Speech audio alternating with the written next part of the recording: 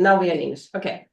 So welcome to this special meeting of the ZKE. You can see this the agenda on the left side. I know it's very small, yeah, so I will, but it will be explained to you in a minute. And actually, I am the host of ZKE, but we do have somebody who is going to welcome us today because this is a special GATE meeting. So I'm very happy that Katharina also could join, and I give the floor to you, Katharina. Wait, I'm going to stop sharing. Yeah. Okay, it's now my time. Yeah. I think so. Excellent. Yeah, so dear colleagues, dear friends, dear Bernhard, Daniel, I can see you as well. I cannot see Tim. On behalf of the Secretariat of the GATE and of Miller International Knowledge, also called MIC, I am delighted once more to welcome you to this first GATE research meeting. And as some of you already know, MIC is an international law firm. You can also see Vanessa Gutzek here with us, my colleague. And we have a strong focus on research-related topics. And in the spirit of supporting open science in general, we are very proud to offer pro bono secretariat and legal services to the GATE initiative. And I am genuinely happy that you have accepted today our invitation and you joined us to begin this exciting journey together.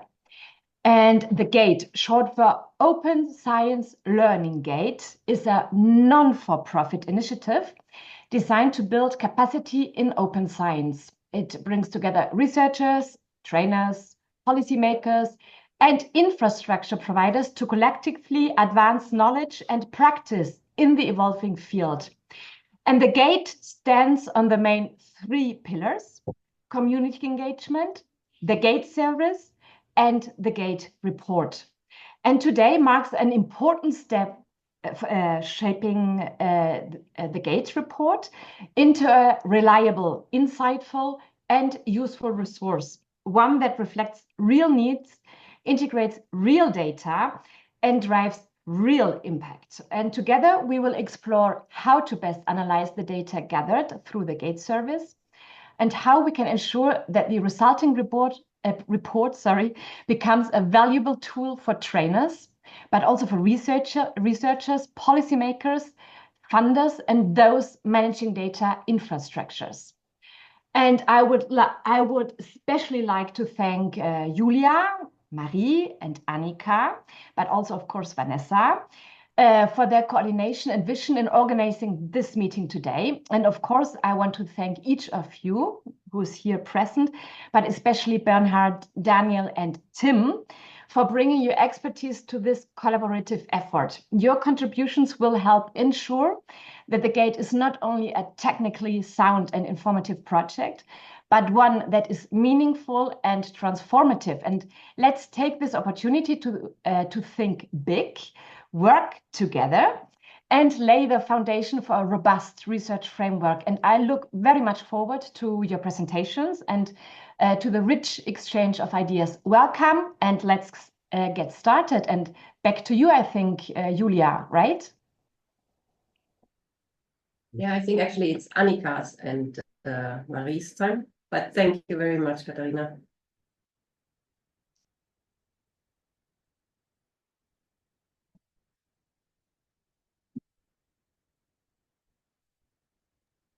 So, do you see the screen? Yeah. Yes. Okay. Okay, yes. So also from my side and Annika's side, welcome to this meeting. Just to have a short look on the agenda, we have splitted the session today into three parts. First of all, we would like to present the GATE, very short because most of you know about the GATE already. And we will also, this is Annika's part, to give you a point of view regarding the data that we collect. This is the main topic of today's session. The question how to analyze the data that is collected by the GATE. And later, Julia will talk about research challenges and gaps. And then we are very happy to listen to you, Daniel, Tim, and Mr. Thalheim, regarding your special fields, your special knowledge. Daniel, we know that beside of many other topics, you're an expert in creating knowledge graphs. And we are very happy to listen your ideas regarding the GATE research data. Tim, you will talk about the idea how the GATE report could become an ontology. And Mr. Thalheim, you're a specialist on modeling data and could provide a view on how the data could target the European research area. And then we are very happy to have enough time for discussion. So I try to be very fast, but it's important to give you once again information about the GATE. What is it, how it works, where are the benefits? So basically, the GATE is an infrastructure supporting the entire open science community. It provides knowledge to trainers on open science, and it collects also important data on open science practice and education. And this is the reason for this event today. Yeah, the GATE has various features, but today we want to focus on its core feature, which is the GATE service, as we call it. The GATE service basically is a tool, a survey collecting and disseminating data, and this vice versa topic is very important. This is the key strategy in the GATE. So how does that work? We reach out to trainers, so those who develop and share materials on open science to give us their knowledge. Yeah. And the GATE itself targets 12 different target groups. As you see in this circle, these are researchers, students, data curators, data stewards, librarians, educators, then those who provide the technical infrastructures and data scientists. And then we have a group of citizens, policymakers, or institutions, organizations that support with policies or even the infrastructures. And the GATE service, as I said, is a survey. As you see here, we are targeting those 12 different target groups. This is a topic of how do we structure it. For research, we structure them in 4 main groups. And the basic question that the GATE targets is which open science guiding thoughts did trainers or developers of training materials implement into their materials? What are the basic open science guiding thoughts that are currently on the research landscape, on the open science landscape, and have been implemented into the training materials? And through entering the GATE, the trainers or developers of materials provide the knowledge on their training materials. So the GATE is collecting data from the open science community. Yeah. And on the other hand, they will receive also a list with open science guiding thoughts that have been provided by others. And this is a kind of guidance for the trainers. Yeah, what is the current status quo of open science practice and of open science education?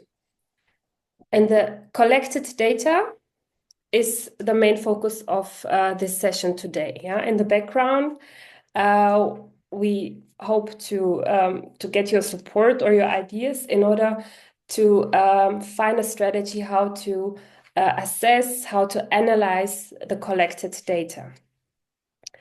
And after we have kind of analyzed the data, we will be able to classify it or to give the collected data a structure.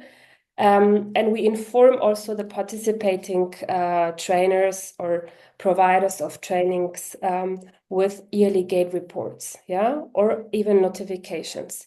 And the GATE report is one of the other features, as Katharina said, because it summarizes the current status quo of the current period.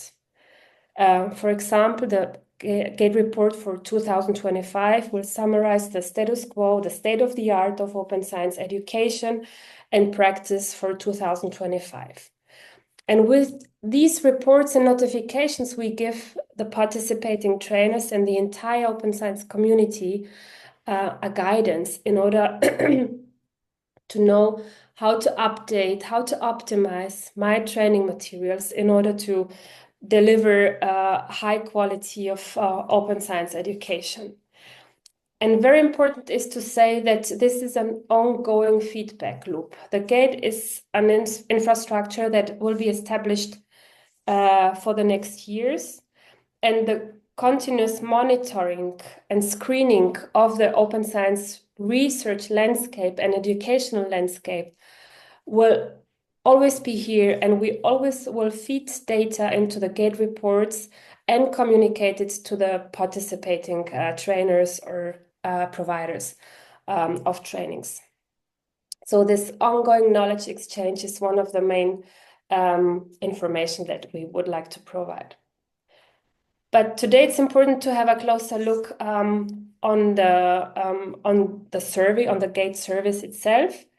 Just a few words how it has been developed. It started in May 2023 within the Network for Education and Research Quality. And then there we gathered the first ideas of what we would like to establish. And until May 2024, we were able to launch the first GATE service, the first version, which is Annika will talk about it. The basic version, and very soon we saw we have to refine it, and this refinement happened also with Annika's support this year. So with January, we were able to launch the second version of the GATE. Annika, I think this is now the time to hand over. I can jump in, yeah. So Marie was looking back, the step back. So where did the GATE service actually come from? And we think it's also very important that we understand how the GATE service was constructed on this journey. And as Marie said, the core of the service always has been the question around the guiding thoughts. Which guiding thoughts are covered in the educational material? But how did we get that into the service, this idea? And you can click, Marie. Once back. And the initial data collection, I think that goes 1 year, 1.5 years back. And it started with a literature review on guiding thoughts in open science and with a focus group approach with open questions to gather these guiding thoughts. And the result of these first initiative step was a list of guiding thoughts, as Marie already mentioned. And that list went into the stage 2, into the first version of the GATE service. And that was our prompt, basically. So everyone participating in the service was prompted with this list and could decide, am I addressing these guiding thoughts in my material or not? So it was really a yes or no question. It was a selected response question. And then we refined it further and went to the third stage of the GATE service, and that's version 2, and that's the one we will focus on today. And we still had this list there. So participants were still prompted with the list of guiding thoughts being found relevant and could decide, yes, in my material addressed, or no, not covered. If they covered the guiding thought, they could now add an explanation. What does this guiding thought, so for example, transparency, what does it mean for me? What's my understanding of this thought? And they could also rate the thought on a scale from 1 to 5, 1 being the lowest, low relevance, and 5 being the highest, high relevance. And this is, so now we're in the GATE version 2, and that's from our perspective for today, the most relevant prompts. So first, I pick my target group as a participant. And then I go through 3 areas which are more or less structured in a very similar way. In the first group, I get the guiding thoughts in the general field of open science. I'm presented with the list. I can select yes or no. I go to the open questions. If I've selected yes, it's covered in my material. I explain my understanding. That's an open question. So we have open data, verbal data, and then I can select what's the relevance for me. In the second phase, I'm presented again with a list of guiding thoughts, but now that's in the realm of open science and artificial intelligence. So I can first say, am I addressing at all artificial intelligence topics in my material? If I select no, I'm directly sent, so that's a filter question. I'm directly sent to a further area of the questionnaire. If I say yes, I'm again prompted, I'm again presented with a list of guiding thoughts in the field of open science and artificial intelligence. I can select, is this guiding thought presented, addressed in my material or not? I can then, if I say yes, go further and explain my understanding of the thought, and then rate it again. And then we have a third stage, still in the realm of the guiding thoughts. And then people and participants have the chance to add new topics and to add new guiding thoughts. So if they say, well, you've now presented me with 2 lists, but I have more guiding thoughts, I have more principles in my mind that are important to me, and I would like to add them, I can add them here, I can name the guiding thought, and again, I can explain my understanding, and I can rate its relevance. So these are basically the main 3 steps where we collect and where we dive deeper into the guiding thoughts. And it's important to know that all of these questions are not mandatory. So people can answer these questions, but they're not forced to answer the questions, which is important for the questionnaire.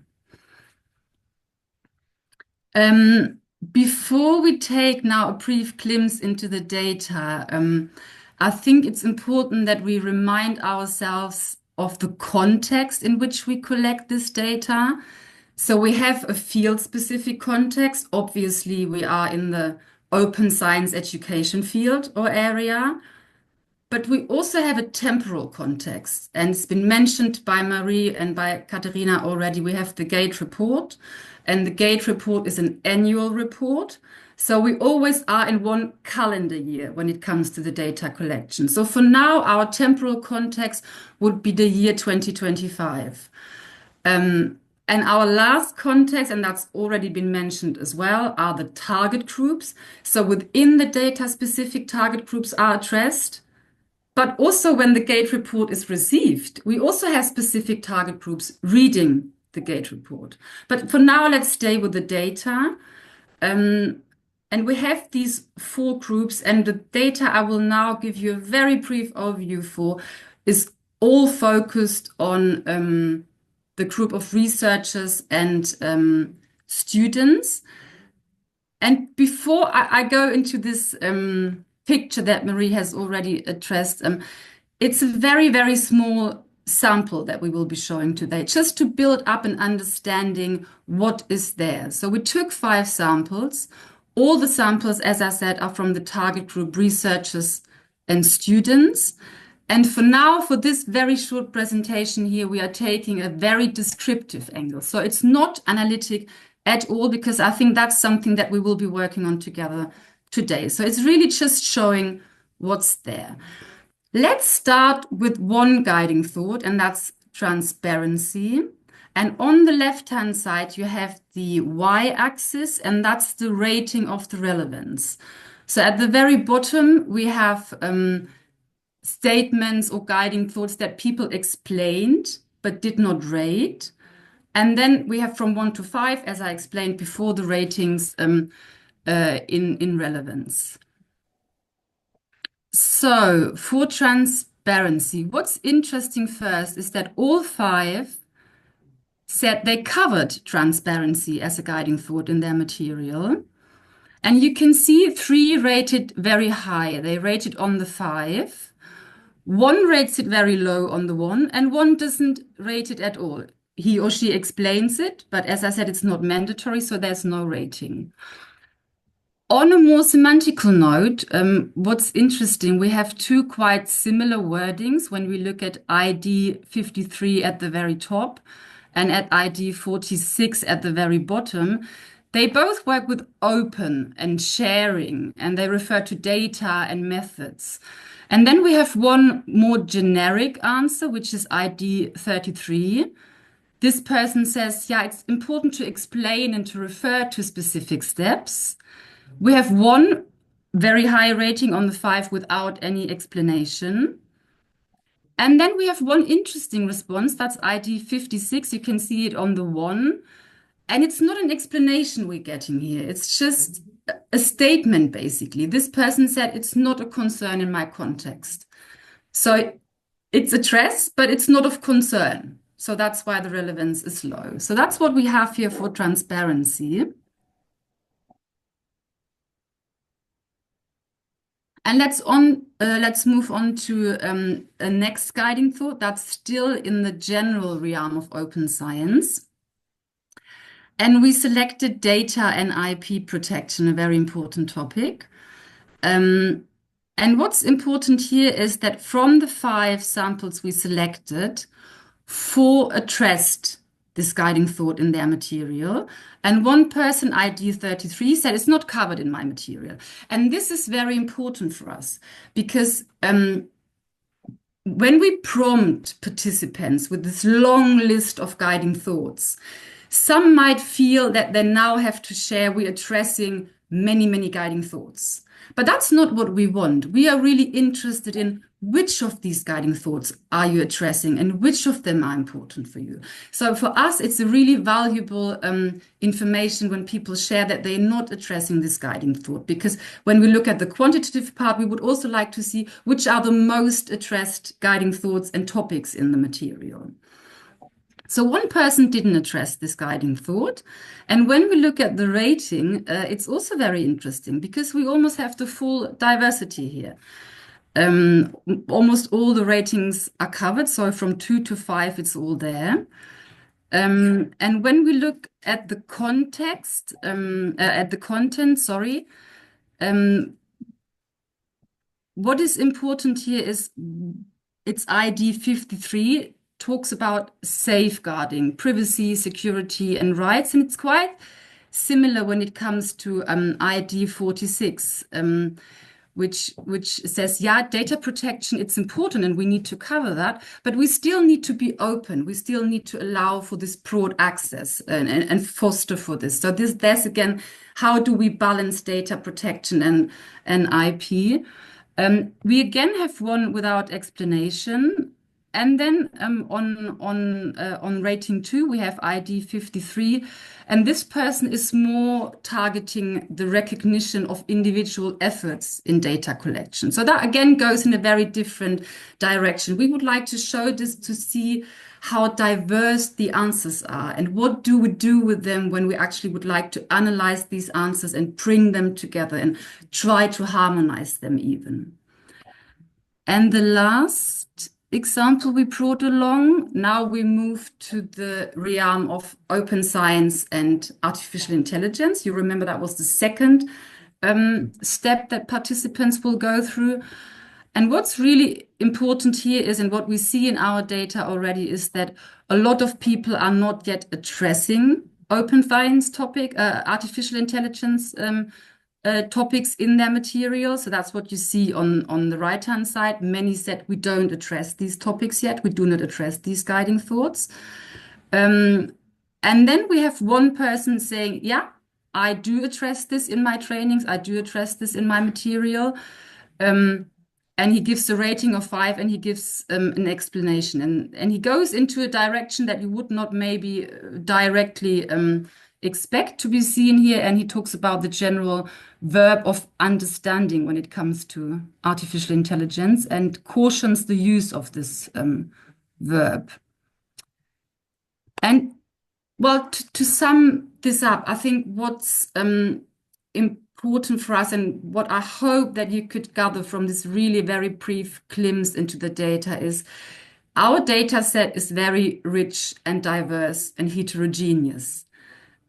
So we are asking ourselves now, and I think in this session here today as well, how do we approach the data? How do we analyze it? And especially, how do we structure it in order to create an outcome, to create a report that is easily accessible, easy to read, still able to capture changes over time, and still being able to address various target groups, both within the data and both within our heterogeneous audience when it comes to readers.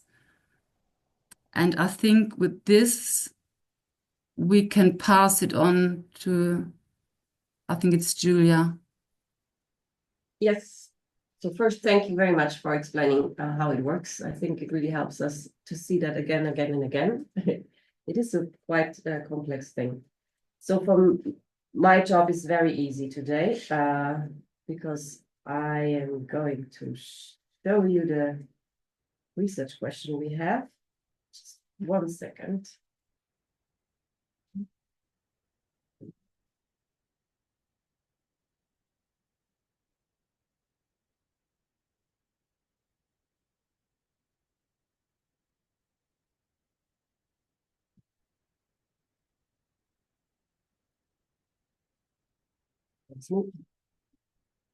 Yeah, I'm just so first from my side, I'm really happy that you're all here.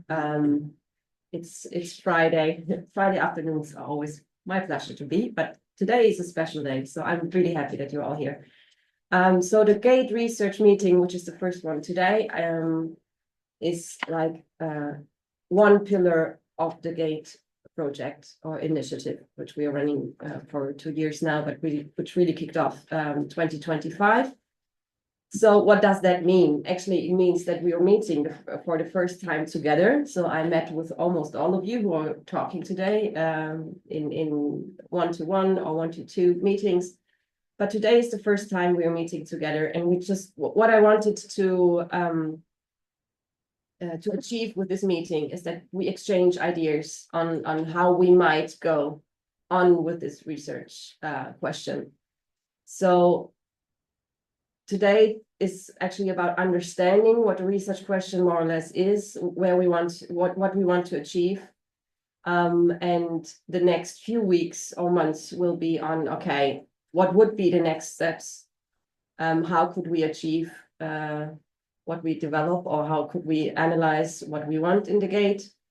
And then you all know research, so it's more or less random, but I put October 2025 as we should start there with if we do have an idea and we can find a way how to analyze the data, we should start in October 2025 with the process.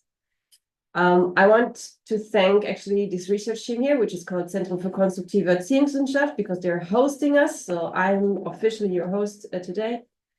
And so we are offering to host these research meetings also in the upcoming months. Annika and Marie just explained how the GATE service and the data is and how the collection is going on.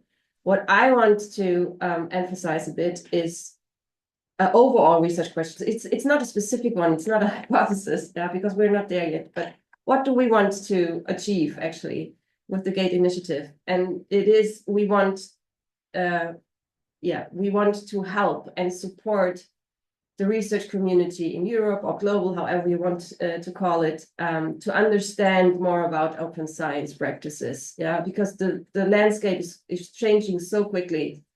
And I do know a lot of open science trainers who actually ask, okay, how can I update my material? How can I help to build capacity? And I do think the GATE initiative could be one initiative to do that. And how do we want to do it? We want to do it with the GATE report. So the GATE report is more or less the research output. And with the GATE report, we want to inform the research community. However, we do have several stakeholders when we think about the GATE report. So it's not only for the open science trainers who helped us with giving us their thoughts. This is a really important stakeholder group, but also we have others. And we had a meeting in Brussels 3 weeks ago, and we invited different people from different communities, and we asked them, okay, do you think it makes sense to collaborate with the GATE? And what would be your your goal or your need the gate could help you with.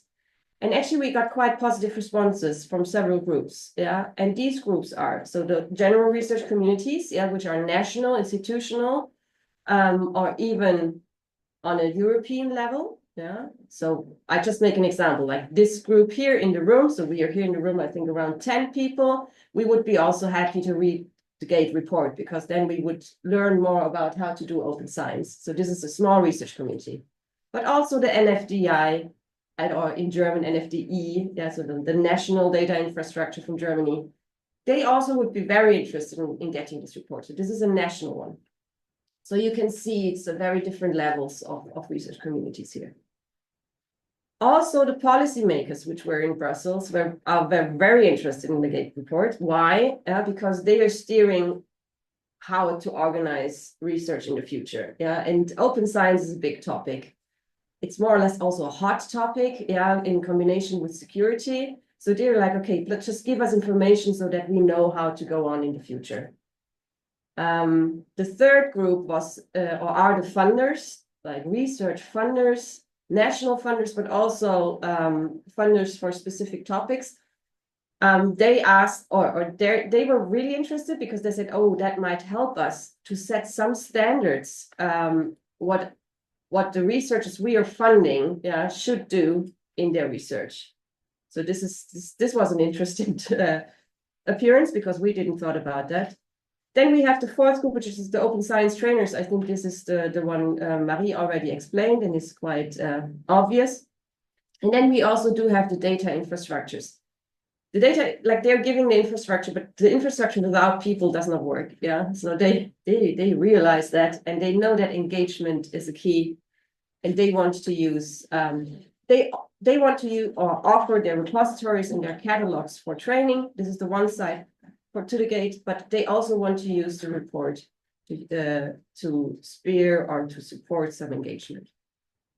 So these are the 5 groups which are going to read the report at the end. So the research question, and actually I'm ending here, is, okay, how can we use the data we do have? So today only these 5 examples, but like with the collection from the GATE, like a lot of data, how can we use this data, yeah, to inform these 5 groups in the report?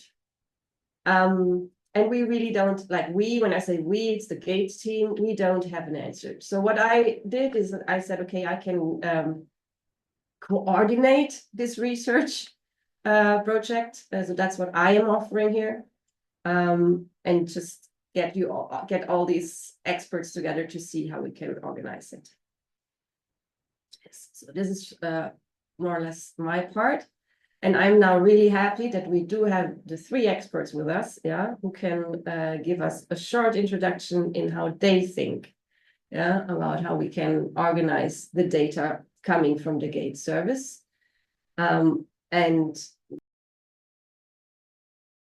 out the door. So I'm happy to show my ill-prepared self as well. I can share my screen. I wrote some thoughts down last night. Julia, is that okay? yes. Yeah, okay. Hold on.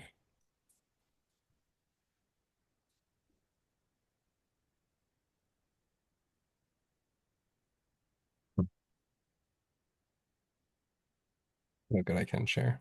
All right. So, as I've been thinking about this more, I really appreciate the materials beforehand and the walkthrough. Actually, the walkthrough was actually really helpful because it showed the evolution. I didn't really appreciate that until you walked through that. You're absolutely right. Like I see it, you have rich data. It's very qualitative. You're not at all quantitative. In fact, I think lean into that, especially in the early days. So one thing that sticks out to me is, and I'll give both what I observed kind of briefly in your sample and just my own anecdote as well, which is those prompts are awesome. The guiding thoughts, sorry, I'll use your language. The guiding thoughts are great. At the same note, they're right. They're heterogeneous. I can use a word. Sometimes we're on the same page. Some of those words have it. You can see it even in the small sample, but most of the time they don't. And I don't see that as a weakness. I see that as a strength. I'll use, again, from an anecdotal sense, it still occurs now, which is the word replication or reproducibility. Very different context depending on discipline. Discipline itself, talk to an economist. Some of the economists still don't agree with my definition as a experimentalist in the life sciences. And you can hem and haw over that. That's going to take years and years to do. You're trying to create a definition. I think that's not what you're trying to do here. Here you're trying to understand. So it seems like leaning into the qualitative aspect of your data is a real good thing. Say that maybe differently. I wonder how much you want to really not anchor on your guiding thoughts to start and anchor more on what you're getting as the responses to start and let those thematic elements come back out. And again, sometimes you might have matches and sometimes you might end up creating a completely different guiding thought that actually emerges from the data. And then again, there's qualitative, methods. I'm not a qualitative researcher myself. There's tools automated as well that can help you do that. I think that there's a lot of strength into that. And then you can visualize that as well. There's, maps that you can do like affinity mapping. Affinity mapping is, I know, more of a thought exercise, but nonetheless, I think maybe that type of approach could be actually really easy to distill it down and possibly even show a richer network of, well, great, here are the themes, and this is where the themes are drawing from. So that'd be one thought, which is just fully lean into the richness of the qualitative data and let that start to formulate what both are the terms being used as well as the relationships. There was something else that was very interesting in there is that some of the definitions, or sorry, the explanations start to illustrate the person's relationships between them. So if that makes sense, like I think just full on lean into that 100% to start makes a ton of sense to me. The other thing that's there is I'm going to throw it as demographics. Maybe that's not the right word. So there's one thing you talked about, which I think is obviously the right one, which is the relationship to the audience. So I would imagine that's going to vary depending on those. I like the buckets that you had of different ones. So I think trying to understand, depending on how large the data is, what those themes that come out of the explanations, how they relate to those different target audiences is the way I'd think it. So you might find, actually, you might even want to take a big step back and go to each individual group, right? Which is, maybe actually the way trainers talk to policymakers and researchers is identical. I don't think so, by the way, is identical to each other. That's how you nest those types of target audiences together versus I think my guess is you're probably doing it more off of a different logic, which is, this is just what I observe in this space, not the logic of how somebody presents training data to them or training information to them. There's another one that I don't know if you're capturing. I didn't see it. So it's more of an open question for me, which is, it's just as important to know about the trainers themselves. Where are they coming from? Because again, like I'll take my example. I'm a life scientist. If I talk to somebody in economics and I use my word, I need to confirm that that's the word that they would use. And so that means the trainers' backgrounds themselves are actually of something of interest to at least understand if that is making an impact or not. So that would, to me, be explanation. I don't think I would, for your research question, Julie, I wouldn't present it that way. That's probably confusing. But in terms of understanding, does it matter?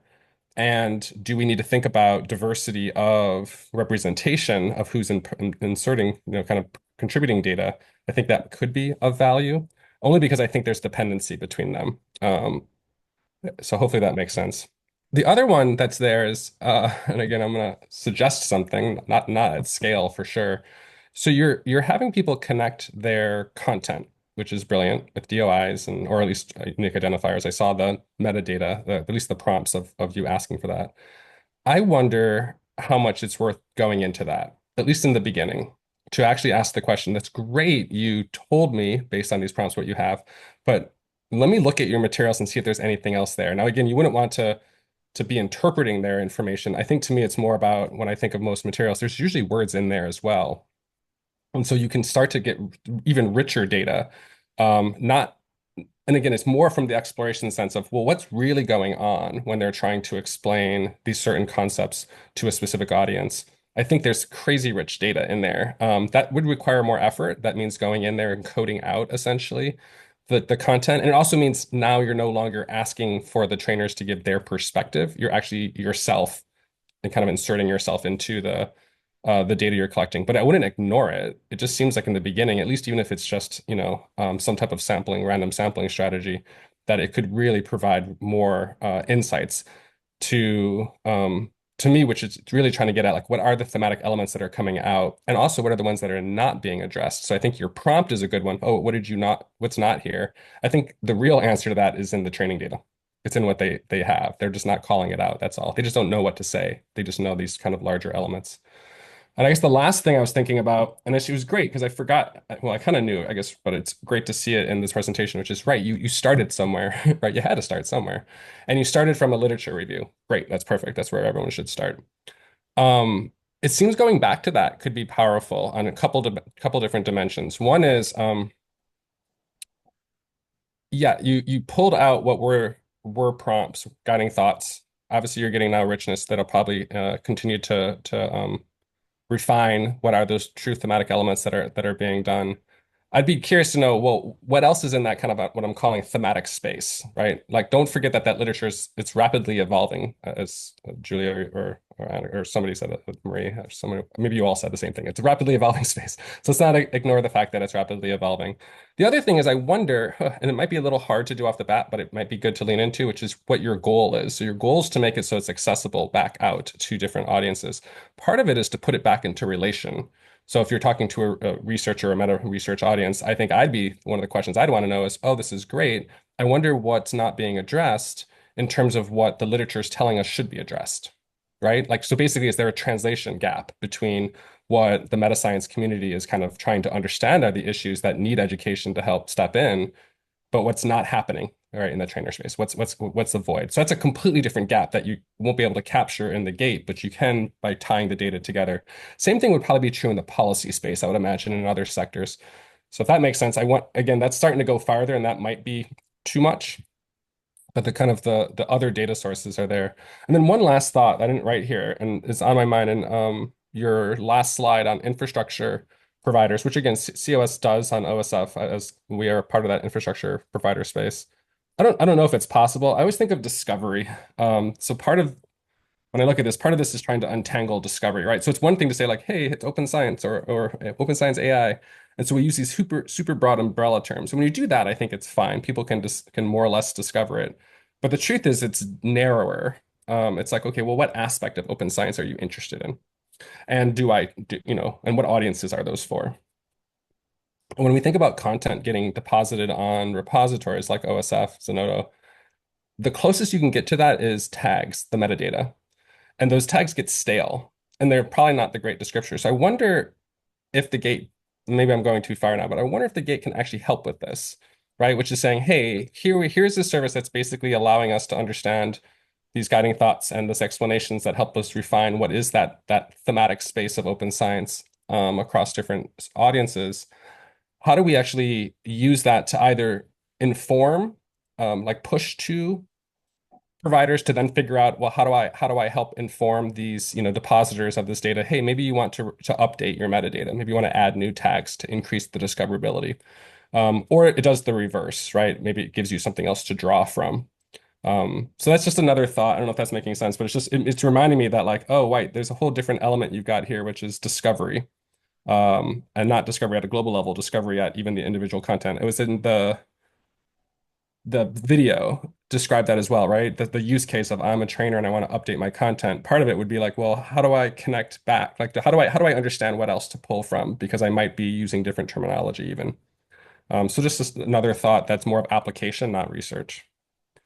I will stop. I'm sorry, I'm stuffed up, so I'm probably sounding a little foggy, so apologies there.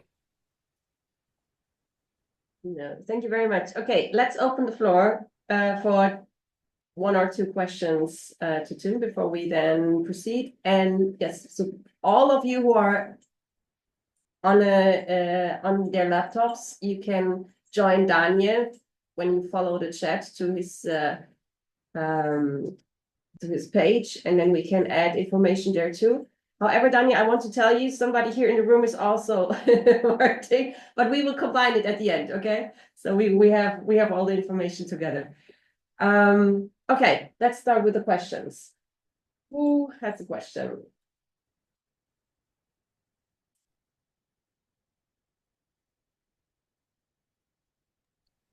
Well, I could. Yeah. Well, Thanks a lot, Tim. I think that was really interesting. And some of the stuff you brought up, we have already been discussing as well. So when it comes to going back to the literature, but I really like this idea that when you said, okay, maybe there's an entirely new gap that we're not seeing at the moment. So yeah, we have started with a lit review, and then we came up with the list that we're now presenting, that we're now checking. But what's missing in between? Huh? So what is something that we might not be seeing? I'm just asking myself, how often do we need to play this game? I mean, it also is we were talking about the game as a constant knowledge exchange. And basically, we have to establish, when I follow you right, another knowledge exchange that we are doing ourselves all the time, constantly, to update and to not miss something and to make these gaps visible. Did I get that right? Yeah, that's right. Yeah, that's what I was trying to convey. Yeah, I don't, how often? I have no idea how often, right? I mean, the literature moves, all of this moves so fast. So I It think does. part of it is a practical question. How often can one do it? Mhm.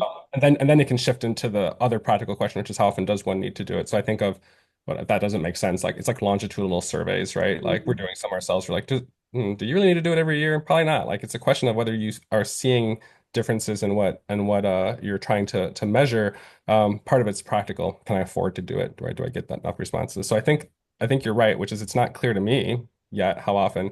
I think part of this is to recognize like, right, here we do, if you get the right prompts, if you get the right like elements to look for, there is tons of great methodology to go and continue to do systematic reviews, right? You can keep doing that. So that's the beauty is you just tap into it. The trick to tap into it is, well, what are you going to ask, right? Because the open science umbrella is just too big. Mm. It's just such a open scholarship. These are just catchwords right now. It's just like AI is a catchword. So you are right. You're picking up what I was trying to get at, which is you're right. There's probably a gap here how to do it.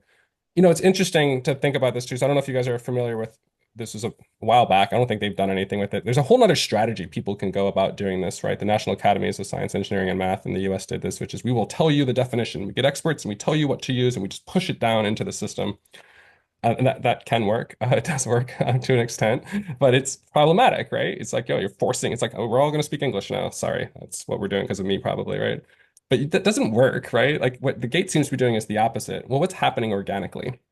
So Fort tried to do this as well for open science. They call it open science terms. They made an open science dictionary, and you can look if you look on Fort's site. I can send you the link if you want, if you're not familiar with it. It tried to do the force down approach. I think that's actually what is both a good thing. So it's a resource here to use, but it's a problematic thing because it's creating definitions that you're forcing on people, and it doesn't mean it's going to work. At the same note, this does give you the information, low-hanging fruit of here's some gaps. Great. Here are definitions people are trying to advance. Clearly, they're basing it on something, right? The literature, their experiences, who they are, their fields, right? Location, all that stuff. So I think you're right. That creates that window, which is, what's not happening? Why are we not capturing it in the gate? And you're not going to be able to untangle it entirely. It could be that, oh, you just haven't captured those trainers. They just haven't deposited the data. It does exist. Or it could be, no, it's just not being translated. Nobody's doing it, right? People are talking about it and writing about it, and nobody's actually implementing it. And I think that one's the really exciting one to think about trying to tap into.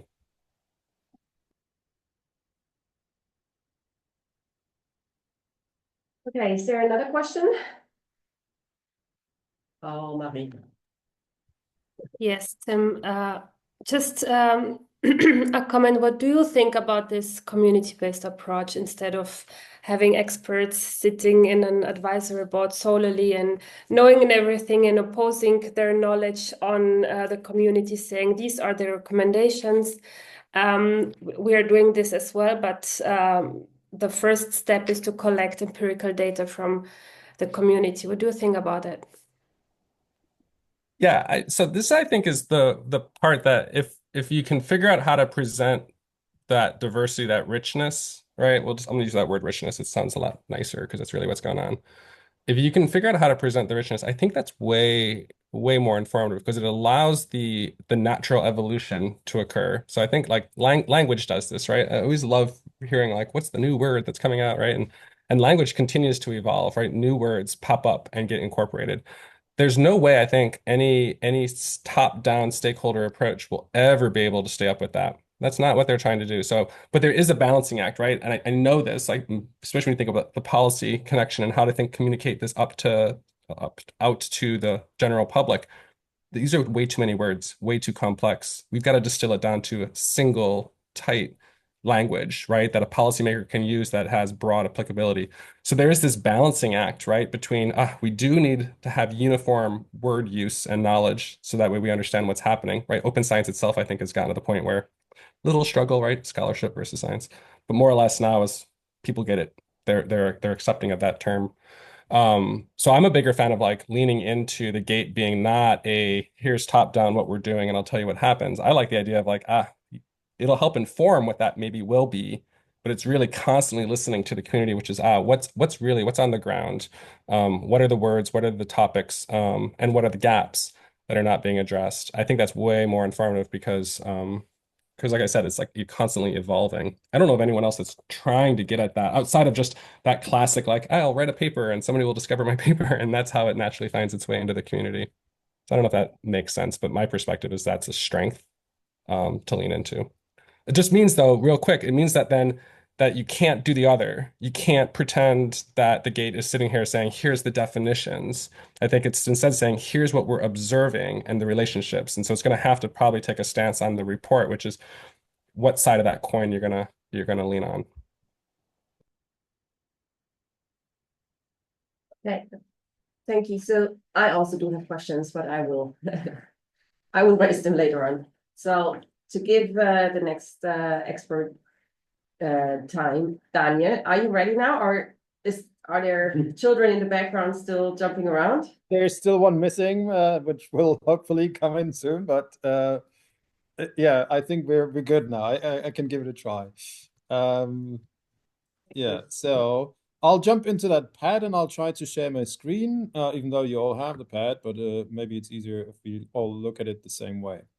So my first observation is whether we should actually be looking at the slides, for instance, Tim's or those that were presented before, and then have some brainstorming together. Like that's kind of what I had expected here. And then once you were changing the slides, I was kind of lost. I needed a place to put my notes, which is why I started this document. Okay.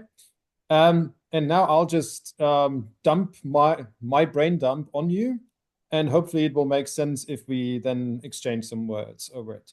So yeah, there's a bit of background. That's kind of the preparation that I fished out of the inviting emails. And yeah, the guiding thoughts. So Tim also commented on this, and he said, we don't want to push down a top-down approach into everybody's throat, right? They should be drinking what they want, because I just saw you take the cup. So, and I agree with that sentiment, but I do have a different approach that I would at least like to mention. So for that, I have to take a slight detour. I was involved in a project where we were trying to capture the content of hypotheses. Several people were basically posting hypotheses. Other people were trying to test these hypotheses. There were some incongruencies noticed. And in the end, some of the problems with the reproducibility of the data, they actually boiled down to the phrasing of the hypothesis. People referred to certain hypotheses in a certain way using a short name, for instance, but they never really fleshed it out. Like, how did they actually phrase the hypothesis for themselves? Which basically means there is a diversity of representations of hypotheses in the world, and they are not really always formalized, which then makes it hard to have a very specific argumentation or even testing on that basis. And here I'm roughly equating your guiding thoughts with those hypotheses. And I think it is valuable to have this standard vocabulary that Tim was referring to.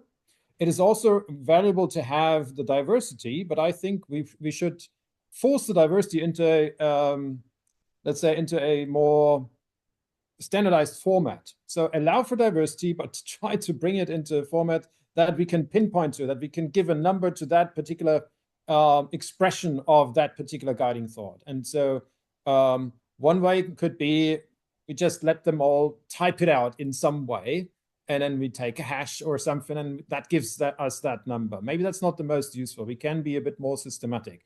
And we've actually tried to do this for these hypotheses. So that's called formalization of hypotheses. And what we were using for that is a tool called nanopublications. If you haven't heard about this, it's not a big deal yet.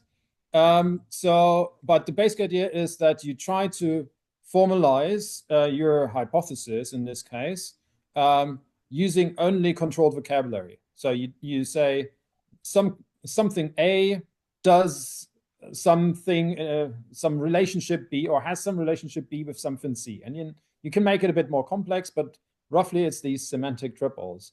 And then you can say that's your hypothesis. And the details, you can either pack them in the A, the B, or the C, or in some of the decoration that you put around that. But still, all of this relates to controlled vocabulary. So if somebody else then wants to test your hypothesis, they would have to use the vocabulary that you have proposed. And but still, otherwise you're not limited in terms of the vocabulary that you use. And if you don't find a suitable term or concept in existing ontologies, you can just make one up and basically create a new Wikidata item. You can use that. So, and I linked a workflow where we did this. This is the paper. This is the section in the paper where we are describing the nanopublications. And here's a sample nanopublication that does this for one. So we have like 12 or so different expressions for the same hypothesis, but it differs in slight details, which then is important if you try to actually test the hypothesis. Under certain circumstances, it is important that there is this little addition here, or that there is this slight modification there, because in your experimental setup or in whatever kind of research setup you're using, you will have slightly different variations. So you can only control some of those things, right? Well, having said that, I'll jump now to another thing. Ranking popped up in a number of contexts. And so I just wanted to show a little tool here that I like. All our ideas that came out of ranking ideas in terms of public participation in democracy, essentially. And so what you do there is you just stuff all your ideas in there in whatever format you have them. And then you let people compare only two of those. You can have 100 or 200 or 2,000. They get a random set of two, and then they have to say which one is better. And if you do that often enough, or if enough people do this often enough, you get a ranking.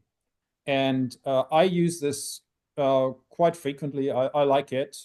And maybe that's useful here. We could think about some mechanism to involve the community in this kind of ranking.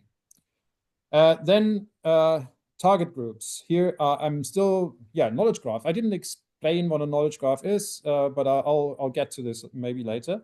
My main point was here, when you're asking for the target groups, I think in the questionnaire you have a drop-down menu, and you allow for like 6 or so target groups, right? And that's good. That is the kind of formalization that we need.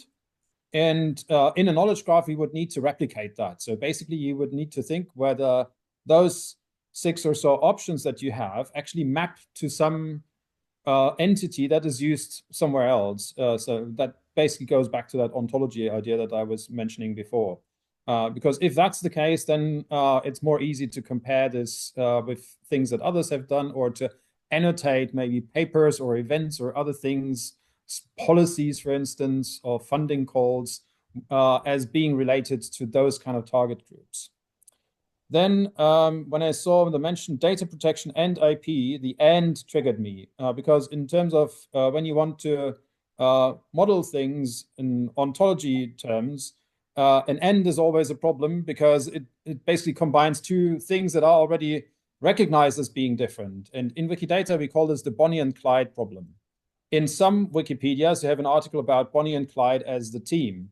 In some, you have an article about just Bonnie. And in another, you have an article just about Clyde. And in some, you have an article about all three.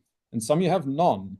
And Wikidata then has to show, well, basically that people want to know, if I'm on this article on the English Wikipedia, does French have the equivalent? But what's the equivalent of the Bonnie and Clyde if on the other end they model this differently, right? And similar things can be said about stereochemistry or lots of things where different levels of granularity exist. And any and is an indicator that there is more granularity. And you should really think carefully about whether ignoring this is useful at this point. Now I'm getting to the knowledge graph. And yeah, as Tim had also noticed, you're starting from a literature review. And so I want to introduce the concept of a knowledge graph by showing you briefly a tool that is based on a knowledge graph and allows you to do a literature review without you doing anything, essentially. And that is based on Wikidata, which is a knowledge graph. And so here we are doing a superficial, but still a literature review on the topic of open science. And we do this by querying the knowledge graph, Wikidata, which gives us live results. So here we learn, for instance, open science is a subclass of open knowledge, or it's an instance of, what is this, social movement and all sorts of things, has characteristic open. Well, hey, somebody was really trying to be formal. And all of this can be debated. It has part citizen science and things like this, but at least there is some starting point.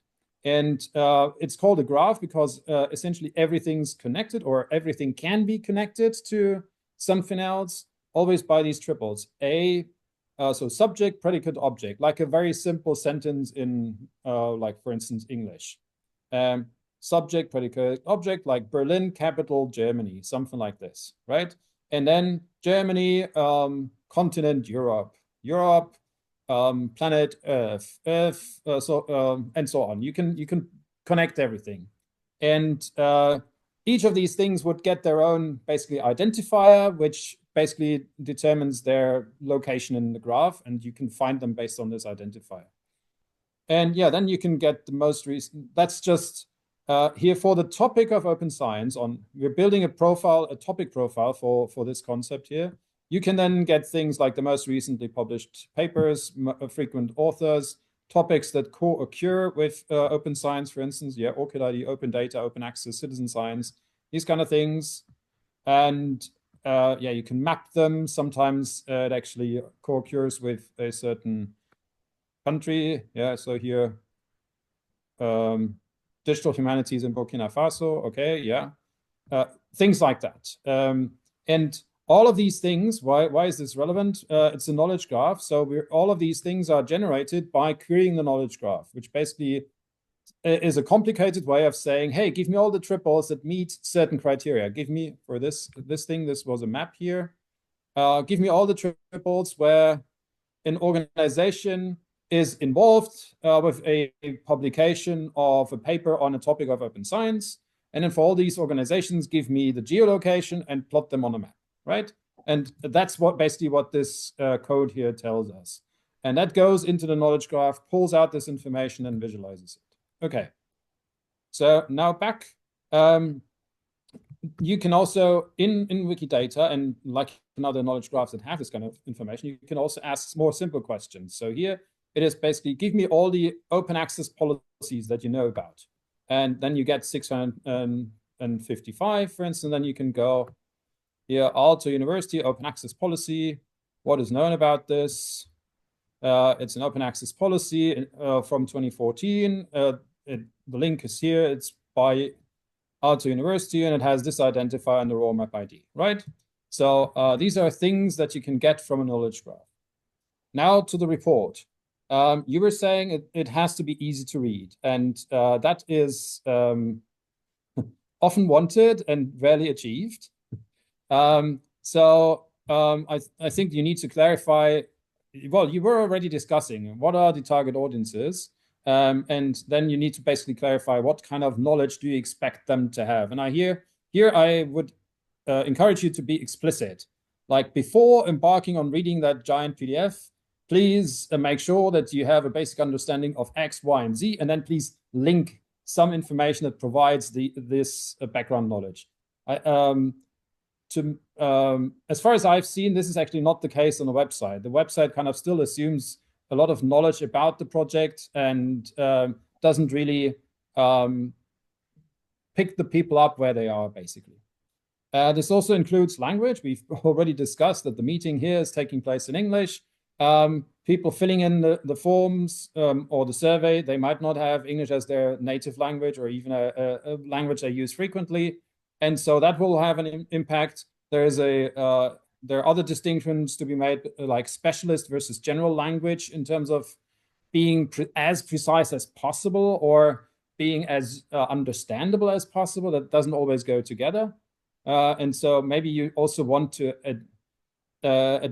adjust the language to a particular target audience. If you're talking to, let's say, open science practitioners versus people who educate trainers or so, you might be using different language, and that needs to be reflected in a report in some way. You could have different chapters that are written for different audiences, or you could have the report generated more or less on the fly for different audiences. Like nowadays, you can ask an AI, hey, please write this down for like a 12-year-old who just came back from a party, right?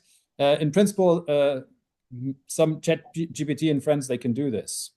Then the reading also needs to take into account different reading styles. Like, for instance, there's rarely a person that swallows a PDF wholesale and front to bottom. So many people engage in cursory reading. Maybe they actually search for something, or they just browse the images or the references or something. Then you can actually read it from front to back, or you can read it in other. Some actually start at the back or whatever. You can read it in different ways. And so far, I smell a PDF. I'm allergic to PDF, so I just want to point this out. Then multiple exploration paths, especially if you have rich data, and that's where knowledge graphs are a good example. If you have rich data, you need to provide multiple exploration paths, because what might be the beginning for some, or the starting point for somebody, might actually be the end point for somebody else. Because yeah, that's what rich data basically means.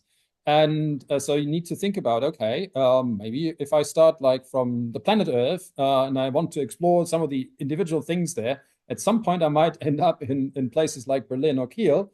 But that's a different place than if I start in Kiel, right? And it's a different journey, different motivations, different kinds of decisions to be made, and so on. Then I would like to mention that there is a project called Servicestelle for Diamond Open Access. So service point, national service point for Diamond Open Access, that I'm involved in Germany. And they plan to do an innovation lab for scholarly publishing, basically. And so if you want to make this report more interesting, maybe we can work together on your report being a guinea pig in terms of such innovations. Then on demographics, I like the idea. I think Tim brought it up in the slide, right? I'm not sure whether it was explicitly mentioned before. The demographics is an interesting aspect, and it may not come out of your data, or it may require additional questions in the questionnaire or something like this. But also in some cases, you can actually infer it from other sources. And I've linked here an example where we did this in the context of a question from the US government, well, some years ago when it was still kind of rational. They were asking, what's the value of open source in terms of its contributions to the national economy? And they were venturing off into different directions. One of the directions that I ended up being involved in was, okay, let's have a look at GitHub and how many people engage into contributions to GitHub. And then can we say anything about the people who are contributing there? And on GitHub itself, they rarely provide demographic information in a useful fashion. You often don't even have the real names, and let alone anything further. But Wikidata to the rescue. Wikidata is capturing for a lot of people, especially scientists, their GitHub and other profiles on social media. And then in Wikidata, we might have additional information like their affiliation or whether they've published on Open Science or those kind of things.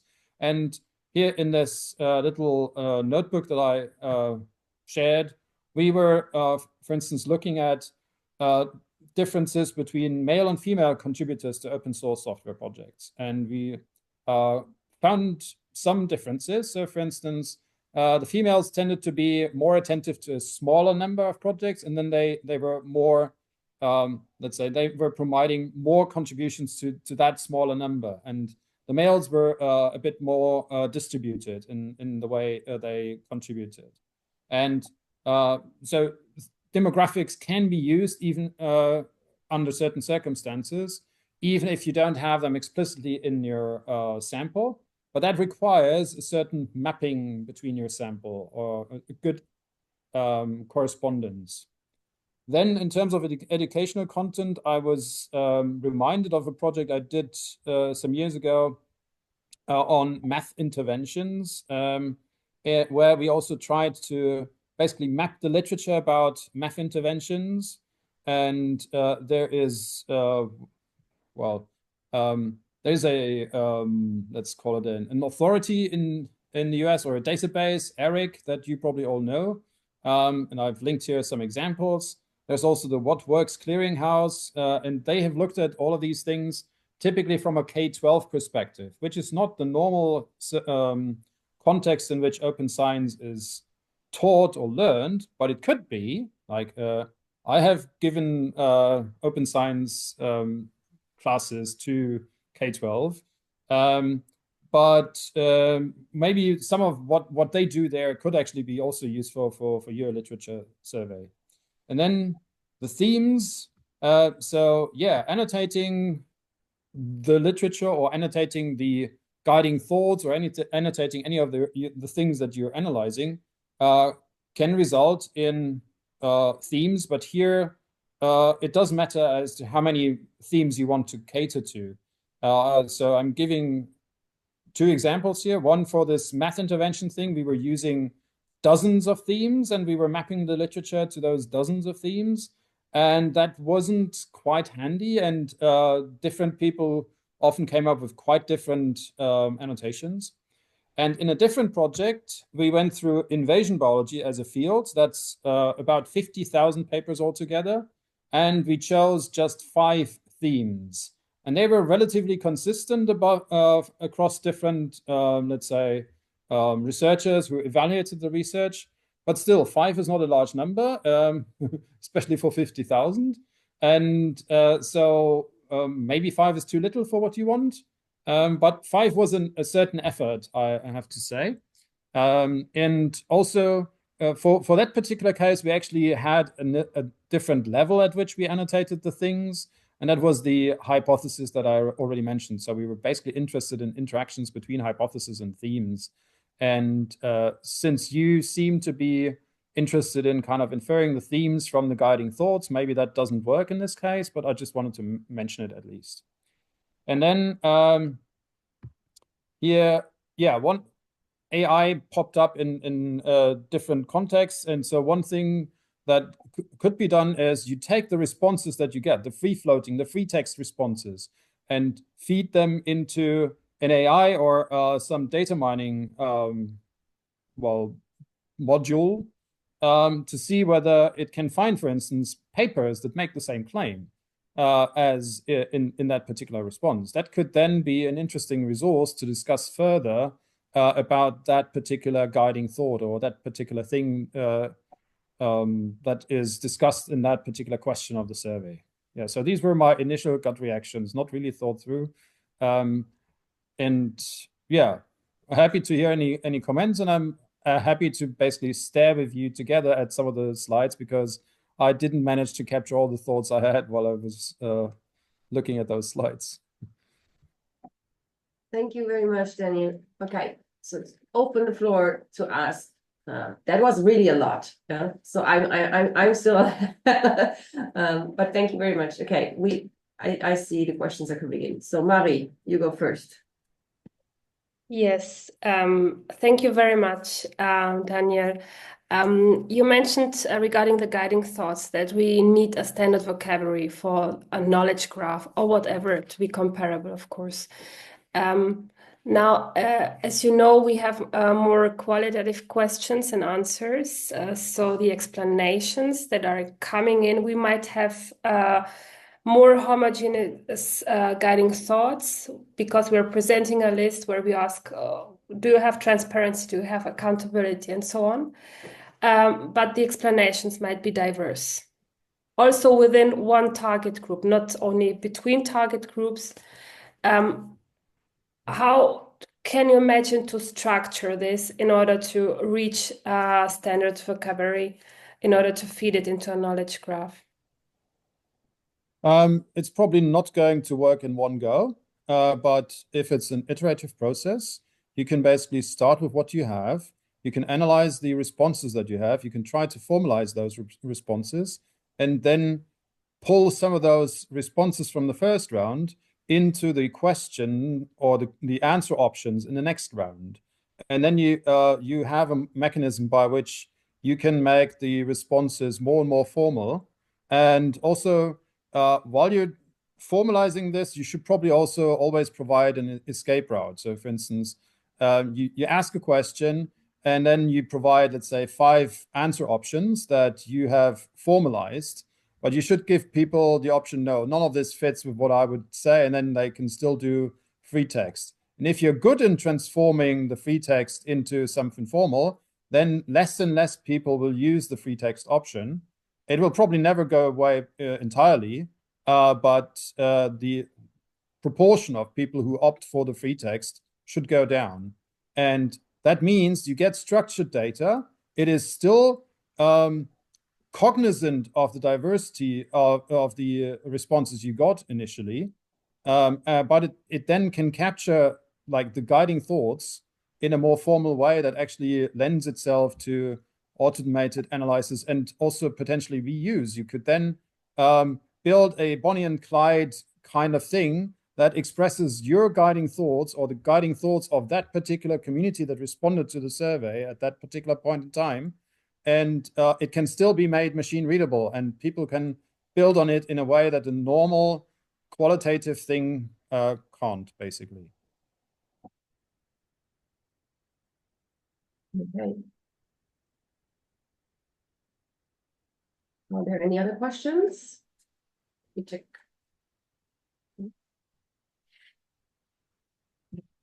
Actually, I do have one, Daniel.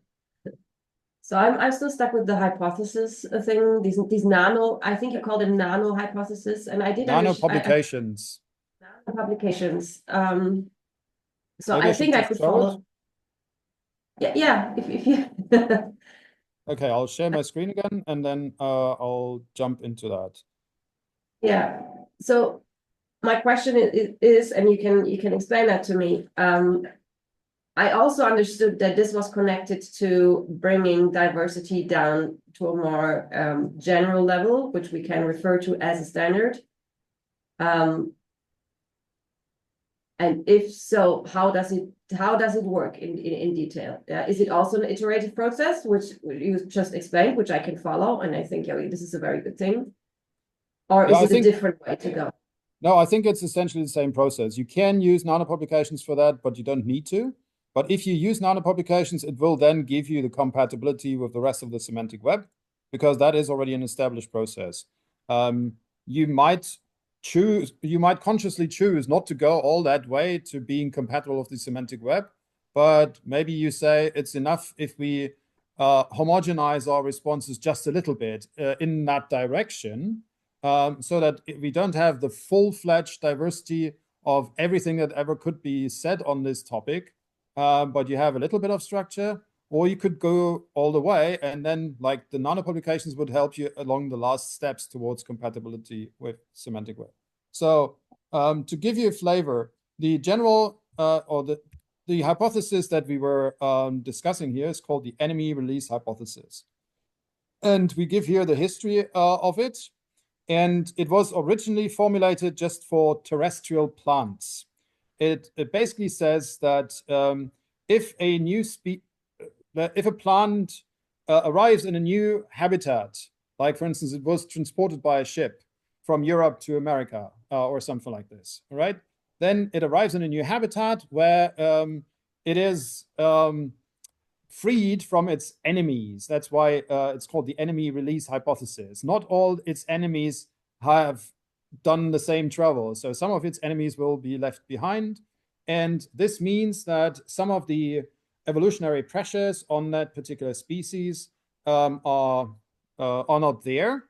There might be others. It might still be eaten quickly and die out, but still at least some of the pressure that it originally had and where it came from are gone. And this original thought had just been expressed for terrestrial plants. And then the question is, if you want to apply this to aquatic plants or to terrestrial animals or terrestrial slime molds or whatever, can you still call this the enemy release hypothesis? And that's the kind of basic idea. And so then also we collected a number of papers that were referring to this, and they said, oh, we tested the enemy release hypothesis, but they were actually testing it on snakes, for which the original wasn't actually made. And then the question is that actually testing the enemy release hypothesis? And so it boils down to the question, which version of the enemy release hypothesis have you actually tested? Which is why you need to be very precise. Does it include the snakes? Does it include the terrestrial or the water plants? Or what does it include? And yeah, so that's what we tried here. So we have a number of free text descriptions of that same hypothesis here. So no constraints in terms of how this is worded was imposed on these people, because they all did that essentially before we came in. With the exception of this one, which is our summary, but still not constrained by ontologies. And all of these things we have then tried to, including this, and we've had other things where people essentially write half a page and then they say, and this is my hypothesis. And that makes it very hard to, some people even write books about it, and then they say, this is my hypothesis. That's how all the isms come from in philosophy, right? And if you want to test these kind of things, it's very hard, because there's lots of detail in this half a page or in that book that you can't actually cater to in your replication attempt. So what we did then is we rephrased these things. We took the same kinds of phrases and we converted them little by little into standard vocabulary. Things where synonyms, for instance, were mapped to a particular, let's say, preferred expression. And things like while and or let's say complicated sentence structures, they were simplified. And in the end, we have this collection of nanopublications that then just looks like this. A nanopublication has three main parts. One is the core sentence is that triple of a fact, and then who did it, who created that nanopublication. In this case, it was like 5 people. Or no, actually, the nanopublication itself was created by one person who collaborated with us on this, but the assertion comes from the 5 authors of that paper, right? So because the original authors of the different versions of that hypothesis didn't provide a nanopublications, we kind of interpreted their free text in the nanopublication space in this particular way. Yeah, so that's roughly how this works. And we went through all these different expressions of that same thought. And then you see differences like reduced pressure by enemies in a non-native range contributes to invasion success. Reduced per capita effect of enemies on species in a non-native range increases population level performance of non-native species. Here we have two new terms, per capita effect on population level effect, because sometimes it's different. It's important to keep these distinctions in mind. And so you can be essentially nitpicking at being increasingly nitpicking, but becoming more precise so that if you are making any claim about any of these formalized things, it should be easier to test. There's still ambiguity if you really search for it, but the ambiguity will be much reduced compared to the original free-floating text that you started with. Did that roughly explain it? Yes, I think Yeah. so. And I can see that you all did that on Rio. So is it Rio Journal? So is it a specific infrastructure you also need to put the nano publications out, or could you do it everywhere? Very practical question. It is, well, Rio is one of the few journals that have implemented it. In principle, any journal could implement it. And there is a nano publication community that tries to talk to many journals, but the journals don't necessarily say hello and yes, we're going to do it when you approach them with a new idea. But yeah, Rio is experimental, and it happens to be a journal that I know, and so I participated in that, and so in Rio you can express nano publications like this already natively. You can comment on any text ever written in Rio and convert your comment into a nano publication. You can comment on any text ever written anywhere else and convert it into a nano publication. And then you can create new nano publications of certain types from scratch using a Rio template. And the same works in a few other journals. There's the Data Science Journal, there's the Biodiversity Data Journal, and there are a few others, like a handful at the moment. But there are, all of this is according to web standards. And so even if Rio goes away, the nano publications might still be there because they're expressed in semantic web terminology. And yeah, those standards might well exist for quite some time. Thank you very much. So yes, I think there are more questions in the room, but we have to hold them a bit. Okay, so our next expert, Bernhard. So it's your turn. Oh, we can't hear you. You have to unmute yourself. First, this one, then slide sharing. Yeah. Just a moment, you will get it. This one. Up. I need, yeah. You see it now, yeah? Yes, we see it. Okay. Yeah. Because of if. Yes, we see it. Okay. Yeah. Because of if I use two screens, I have to. Just a moment, I will like to see you more. Yeah. So I have the impression that I'm the one who doesn't know what to do. And The room thinks the same. It's okay. maybe I'm even the wrong guy. First of all, I'm retired. That means I have no infrastructure to support it. I'm a technician or a mathematician, and for this reason, I have not really a good standing in, let's say, human sciences or humanities. I could help. I have some experience. You see here, I have a YouTube channel where I'm putting some slides from time to time, talks from time to time, typically 1 hour or more, because it's difficult for me to be short.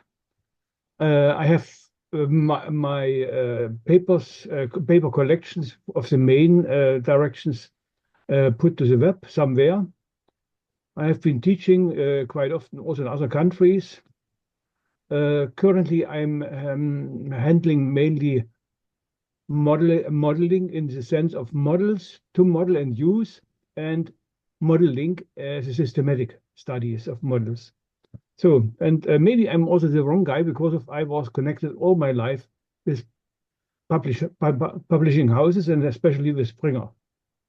So for this reason, maybe I have had something like 300 participations in conferences, and 60, more than 60 times I have this, where I was the main editor of the proceedings.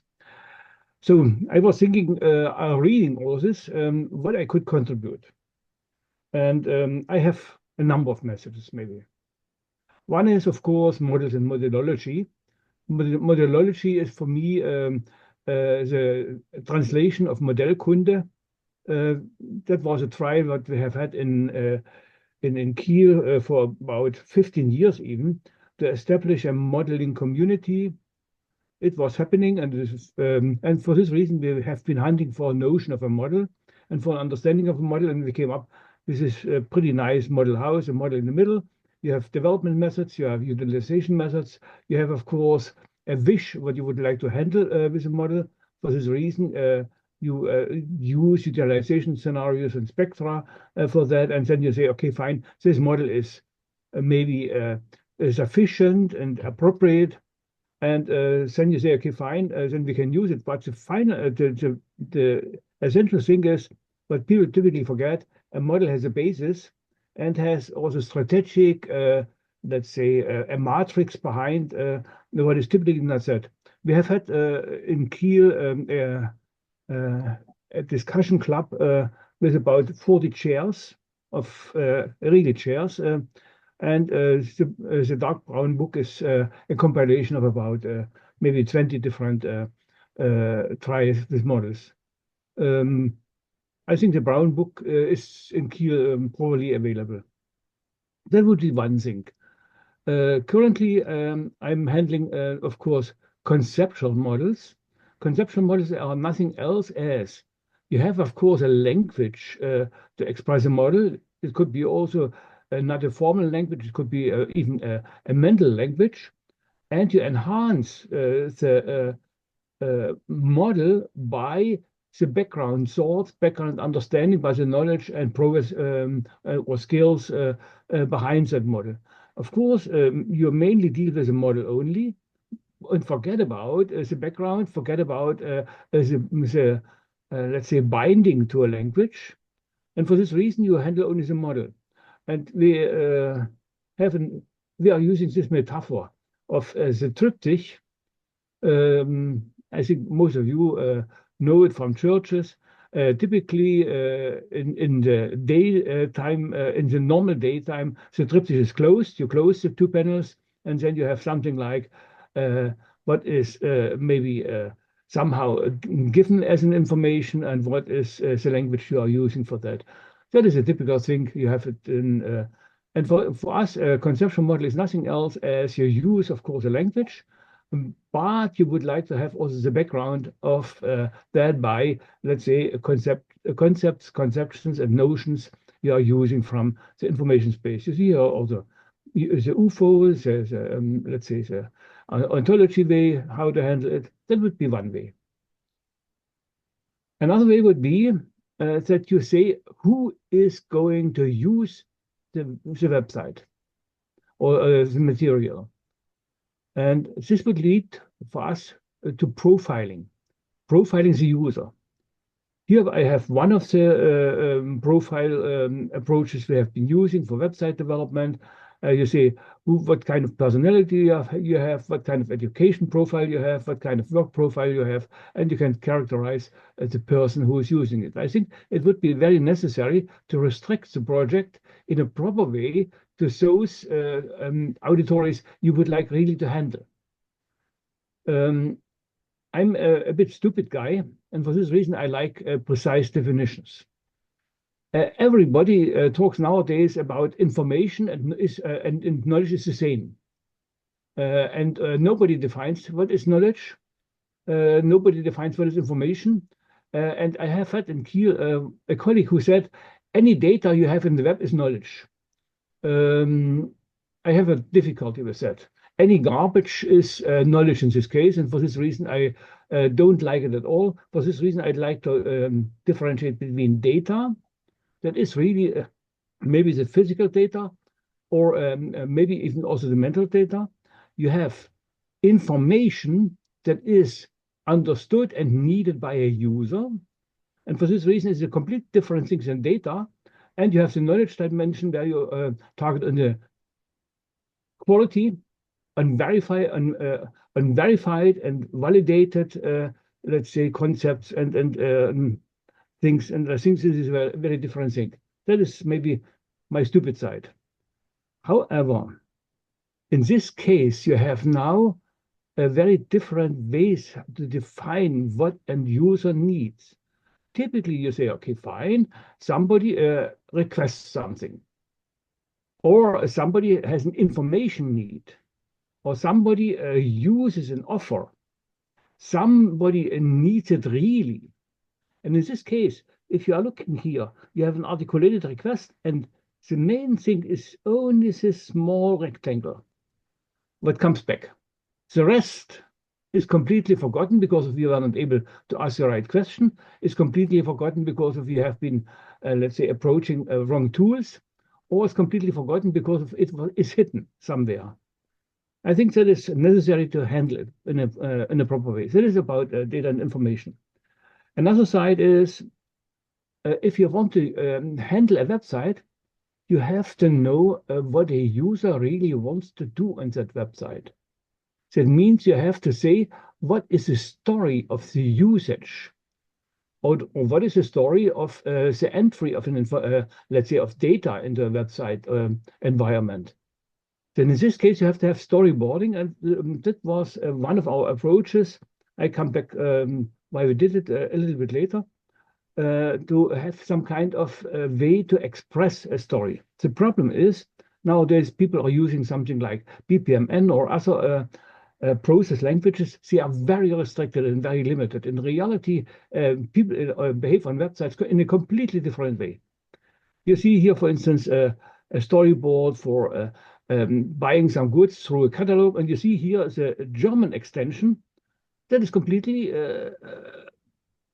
different because it is a little bit, let's say, refined and has a lot of other parts to support it.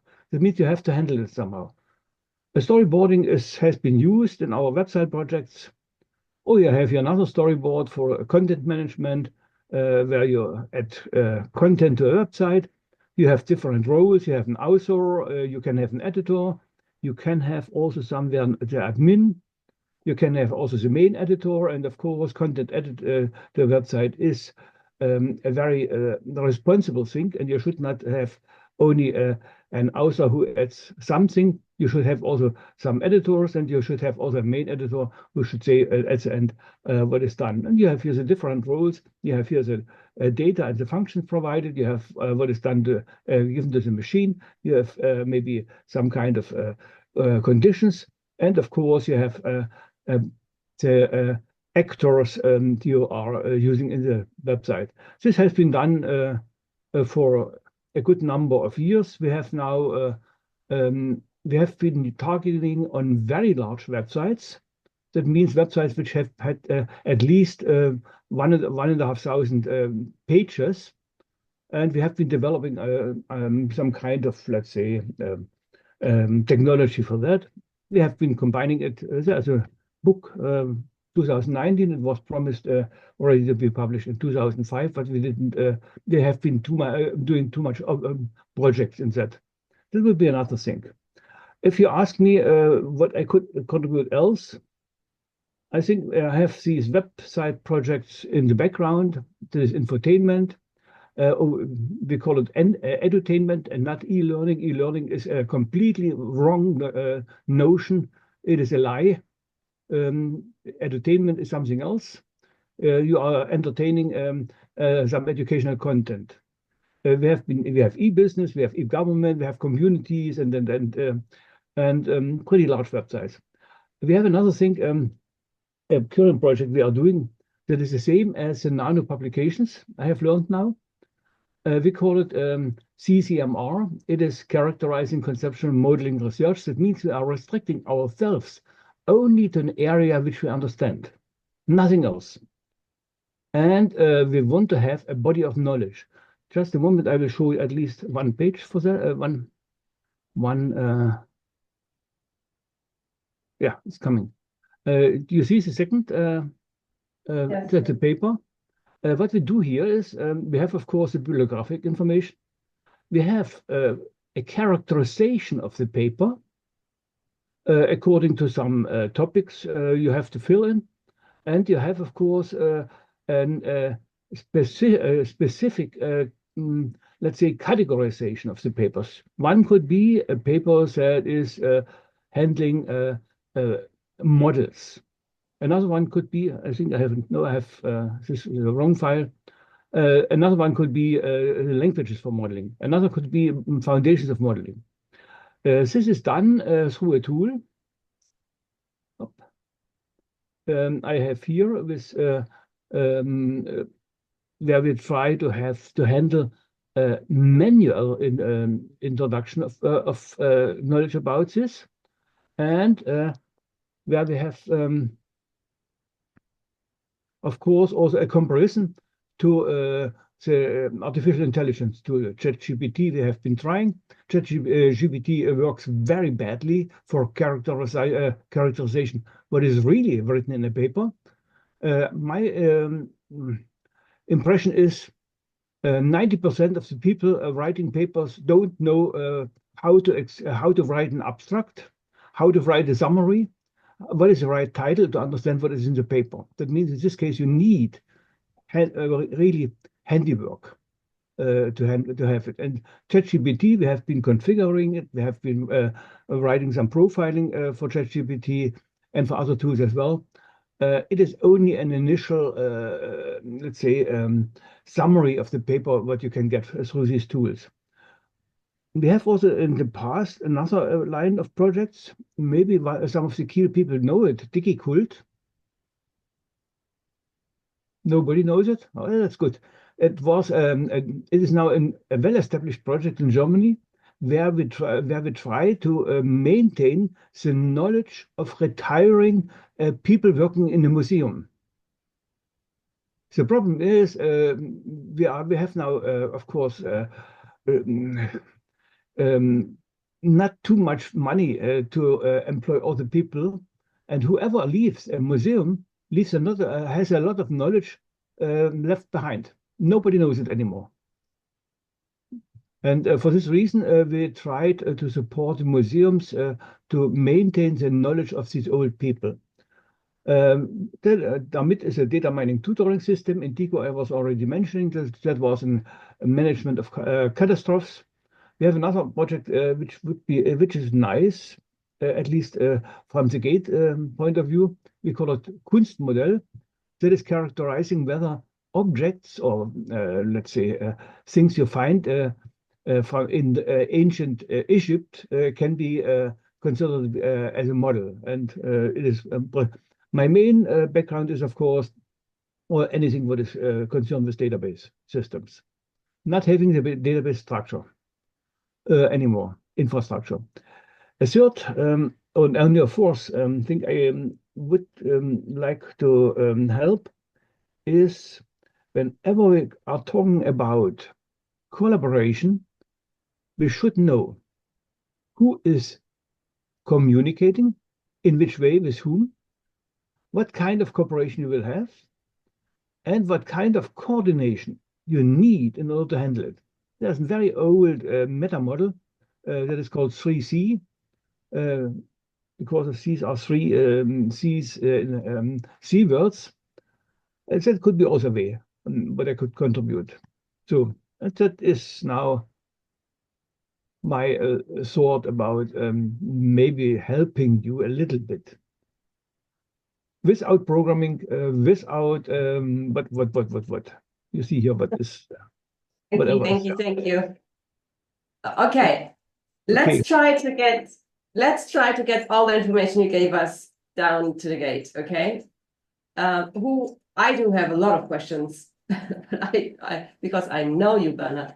So who in the room has also a question? I do just maybe have more a comment. You mentioned the CCMR topic, where you should deal only with topics where you have also the knowledge within your team. And I just want to comment that this is exactly in the GATE is the opposite. We are not positioning ourselves as being the experts. Yeah, we're just collecting data, and we're dealing with this data. Yeah, and we need a kind of objective evaluation methodology, also with, of course, assessing this data with our expertises. But this is not the whole part. I expected this question because of whenever you want to cover the whole world, you need to have a universal world formula. And so far, I didn't meet anybody who knows this formula. And the simple bibliometric stuff is, in my eyes, already done through the search tools. They are bad. They are very badly designed, but anyway, they help you. You have all these AI tools. They can help you to discover at least something what is written in the paper. But the problem is, if you in data mining, they say garbage in, garbage out. If you only collect some data, then you will have garbage, mainly garbage. And that is danger. And for this reason, I think you need to have at least some expertise in saying, oh, this is a good paper. We have had during the last years a meta study we have been making with a good number of colleagues in medicine. And we detected that we are interested only in journal publications, in high quality journal publications defined as follows. We said, okay, that must a paper that is well accepted in one of the top journals. It has the full data set available for everybody to use. And then it has at least, let's say, a good number of citations. That is this age index business. And from those, we got around 157 very, very good papers. And we found 97% of these papers are garbage. 97%. Okay. Experiments made, they're completely wrong. The mathematical data was wrong, and we wrote to the journals and communicated with the journals our findings. Said yes, but this is our business. Okay, one question I do have, which I very much liked, is to think about who is going to read, like, what is the information we want to give out and who is going to read it? Mm-hmm. Like, who is the stakeholder group? So at the beginning, I showed you these 5 different stakeholder groups. And my question is it even possible? Like, okay, we could say, okay, we do 5 different gate reports. Yeah, so that's only a question of how to organize it. Yeah. But you said, okay, it's not enough to know more or less the group. We need more information. You even went down to say, okay, we even need the information how they are looking at the report. Yeah. So if we would do that, yeah, we could run 3, 4, 5, 100 use cases, yeah, and for example, look at research community representatives, how they want to receive the report. How does that correlate with the analysis we are doing with the data? Is there any correlation, or is it only a question of transformation and reducing the information, which I can do because I'm from education?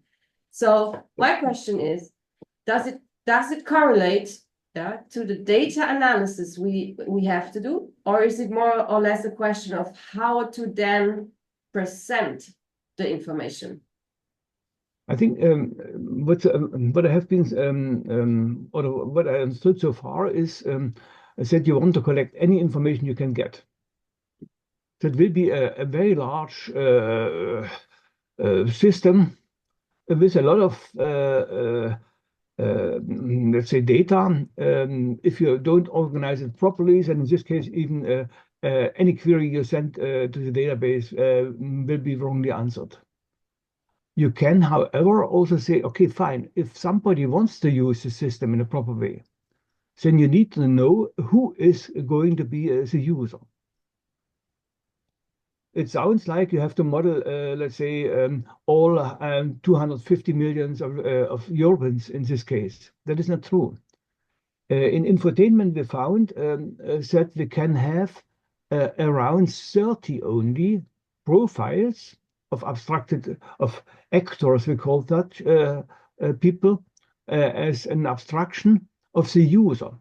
And only these 30s we have been of interest for the infotainment system. The same you can do for e-business. It's almost the same number of profiles. If you go to communities, it is far easier. You have about 5, 6 rows only. In this case, you can somehow characterize it. As a business, at that time was to call it persona. There's an E at the end. And in this case, you can characterize and you can say who is going to use. Because if you only collect data, it's a nice thing to have a lot of electricity consumption. We have one more question here in the room. And maybe that combines all the different inputs already. So what I figured out is that on the one hand, we have a lot of rich data, and on the other side, we had a lot of different profiles with different interests on that data. And what I just thought about, and I'm not an expert in the perspective of like the technical conditions, is let me start different. So in the context of like academic writing and academic publishing, we are now discussing if this common practice of writing like papers and reports and articles that we do for like hundreds of years will maybe change in times of artificial intelligence, because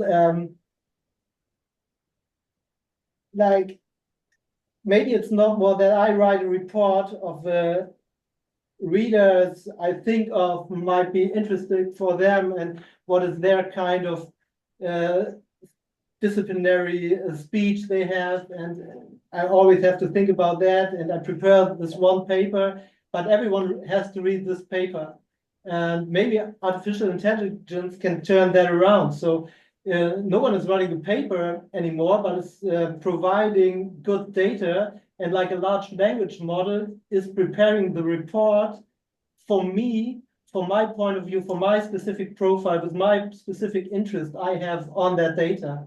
And that could be the same here. So it's not writing one report, it's providing data, combining with the large language models. And I put in my profile, I said, this is my perspective, this is my interest, that is my background. And then the report generated like specifically for this person with a personal interest. I'm not sure if that's possible, but I think that's the kind of, I know how far, but that will be the future. Maybe not next year, but maybe in a couple of years. And so that is the one question. That's a possibility. And the other question, maybe that is not a possibility. How about making like a needs assessment with the gay community? So the problem seems to be that we don't know exactly how to analyze this data, but the problem is not that we don't know how to analyze the data. The problem is that we don't know what we want to do with the data. And that's absolutely clear what we want to do and what the needs are. Then it's possible to decide, okay, what is the right method to come to this? And then you can maybe start like with a needs assessment and figure out, okay, these are the needs of the specific target groups. And then you can think of how can I support these needs with the data we have? I think the second question is really the question for the team, for the GATE team. The main question that should be answered. For the first question, I share your optimism. However, for my second reincarnation, I need to die 2 times, and in 100 years I will come back, and then I will know what has been happening. The problem is really the paper business, the current paper business, is in a bad shape because of it is too broad, it is too many papers, it is too many conferences, and for this reason we do not know where the knowledge is really behind. This is known also for other disciplines like chemistry.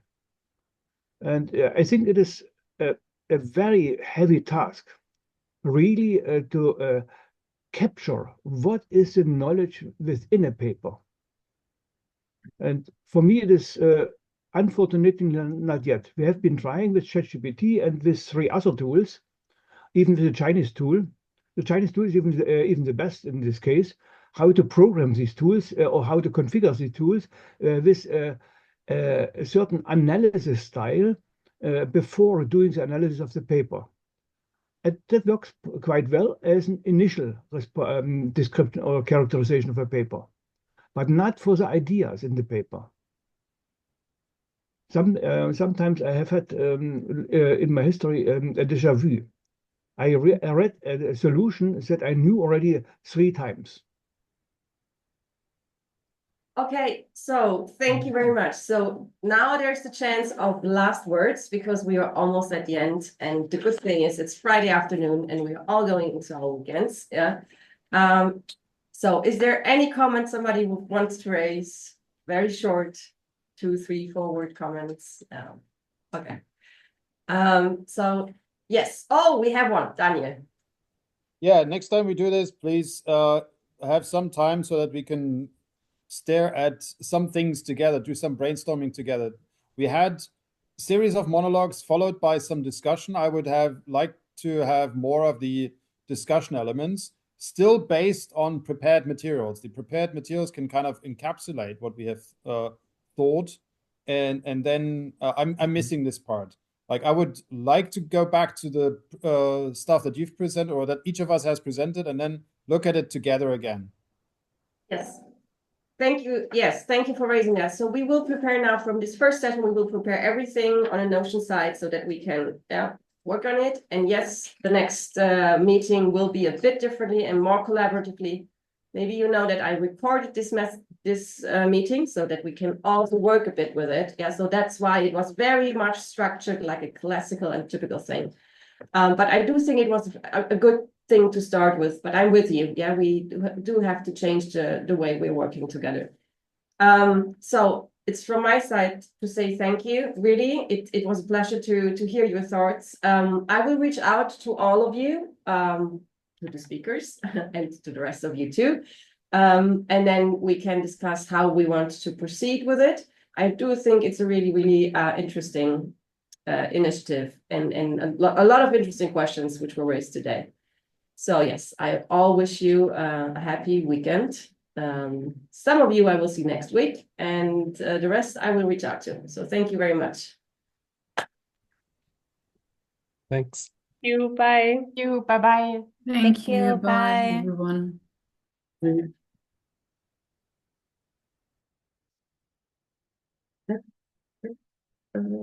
Ich habe den gespeichert, den Chat. Unter der Links zum Feld und so. Genau. Ich denke. Das wäre gut, wenn du den Chat speicherst und ich nehme immer noch auf, hoffe ich. Oder nicht?